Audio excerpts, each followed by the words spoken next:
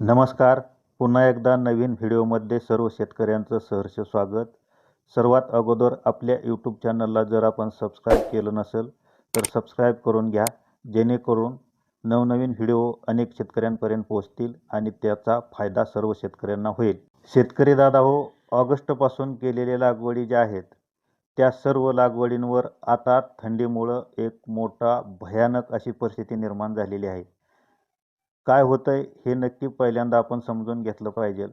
बघा, ज्यांनी प्लेन लागवड केलेली आहे त्या बागांवर याचा परिणाम जास्त आहे आणि ज्या शेतकऱ्यांनी बेडवर लागवड केलेली आहे त्या बागांवर याचा परिणाम कमी आहे.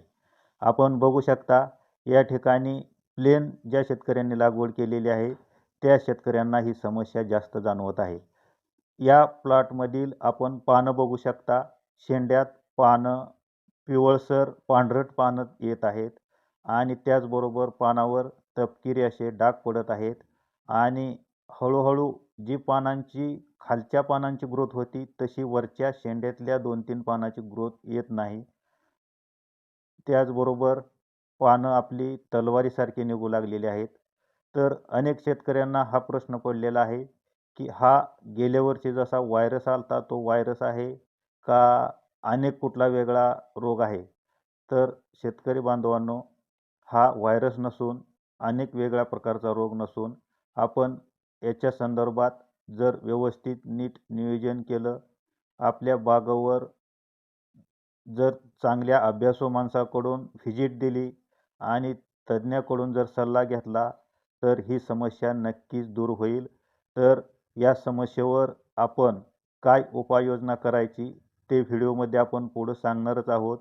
व्हिडिओतील प्रत्येक शब्द प्रत्येक ओळ आपण नीट लक्षात घ्या. बघा शेतकरी मित्रांनो, सगळ्यात पहिला उपाय म्हणजे आपण आपल्या केळीच्या प्लॉटला जे काय पाण्याचे शेड्यूल आहे ते पाण्याचे शेड्यूल देत असताना पहाटे पाणी द्यायला पाहिजे. हा पहिला उपाय आहे. त्यानंतर दुसरा उपाय अतिशय महत्त्वपूर्ण आहे. आपण ड्रीपमधून प्रति एकराला 1 लिटर सल्फर दिलं पाहिजे. सल्फर दिल्यानंतर आपल्या जमिनीत ह्युमिनिटी पॉवर जी असते ती गरम राहणार आहे आणि त्याचा मुळी अपटेक होण्यास आणि अन्नद्रव्य शोषण करून घेण्यास मदत होणार आहे. आणि तिसरा महत्त्वपूर्ण उपाय तुम्हाला सांगतो. अशा परिस्थितीत जमीन गरम राहण्यासाठी किंवा जमिनीतील जे तापमान आहे ते गरम राहण्यासाठी कोंबड खत याचा रिंग डोस हा अतिशय महत्त्वपूर्ण आहे. याच्यामुळे जमिनीत गरम वातावरण राहतं. आणि चौथा एक नैसर्गिक उपाय आहे. आपल्या प्लॉटच्या कडेनं कुंपण असावं, जेणेकरून हत्ती गवत आहे, गिनी गोल गवत आहे किंवा आपण या ठिकाणी इतरही कुठलं कुंपण करू शकता.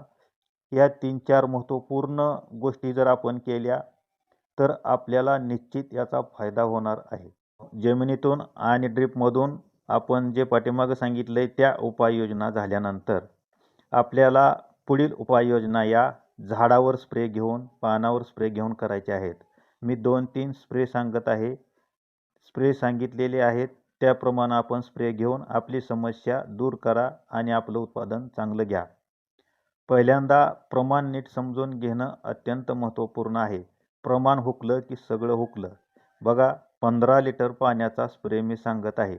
त्यामध्ये पहिला स्प्रे आपण आपल्या 3-4 महिन्याच्या 2 महिन्याच्या केळी बागेवर देऊ शकता. सगळ्यात पहिल्यांदा चिलिटेडमधील झिंक 25 ग्रॅम, चिलिटेडमधील फेरस 25 ग्रॅम, त्याचबरोबर स्वाइन 15 लिटर पाण्यासाठी 40 मिली आणि त्याचबरोबर 4 नंबरचं प्रोडक्ट आहे MgSO4 15 लिटर पाण्यासाठी 100 ग्रॅम. हा स्प्रे अतिशय परिणामकारक असून आपण लगेच हा स्प्रे घेऊन आपल्या बागेवरची जी डिफिशियन्सी निर्माण झालेली आहे ती डिफिशियन्सी आपण दूर करू शकता. हा पहिला स्प्रे देऊन झाल्यानंतर 4 ते 5 दिवसांनी तुम्हाला सिलिकॉनचा प्रमाणानुसार दुसरा स्प्रे द्यायचा आहे. हा स्प्रे अतिशय महत्त्वपूर्ण आहे. अन्नद्रव्य अपटेक होण्यास मदत होते आणि पानावरती लेयर तयार होतो. त्यामुळे थंडीचं प्रमाण जे आहे त्याच्यापासून झाडाचं संरक्षण होतं. त्याचबरोबर तुम्हाला तिसरा स्प्रे अतिशय महत्त्वपूर्ण आहे, तो स्प्रे घ्यायचा आहे. यामध्ये आपण प्रमाणानुसार चिलिटेडमधील मायक्रोन्यूट्रियंट याचा स्प्रे द्यायचा आणि या सगळ्या गोष्टी केल्यानंतर तुमची बाग पूर्णपणे या डिफिशियन्सीमधून बाहेर येणार आहे. आणि जर आपण या उपाययोजना लक्षात घेऊन तंतोतंत याचं पालन केलं तर तुमचा होणारा मोठा जे नुकसान आहे त्यापासून संरक्षण होणार आहे. केळीसाठी 20 अंशाच्या खाली तापमान चालत नाही, त्यामुळं केळी बेडवर लावत चला. आणि यावर्षी दुसरा एक महत्त्वाच्या संकटाचा सामना शेतकऱ्यांना करावा लागला आहे. जवळजवळ 3 महिने केळीचे भाव अतिशय कोसळलेले होते. याची कारणं सर्व शेतकऱ्यांना माहीत आहेत. आपल्याला याच्या खोलात जायचं नाही, परंतु शेतकऱ्यांवर जे अन्याय करणार आहेत त्या माणसांच्या हे लक्षात येत नाही की 1 एकराची केळीची बाग असेल तर दररोज सरासरी 1 मजूर त्या केळी बागेत लागतो, अर्थात 10 महिन्याचे 300 कामगार, म्हणजे 1 एकराची केळी बाग 300 मजुरांना काम देऊ शकते. शेतकरी मित्रांनो, मोठं षडयंत्र करून आपल्याला या जाळ्यात ओढलेलं आहे. तर आपण सावध होऊन आपलं 100% क्षेत्र ज्यावेळेस आहे त्यावेळेस 100% क्षेत्रामध्ये 30% केळी लागवड केली पाहिजे आणि 70% ऊस लागवड केली पाहिजे.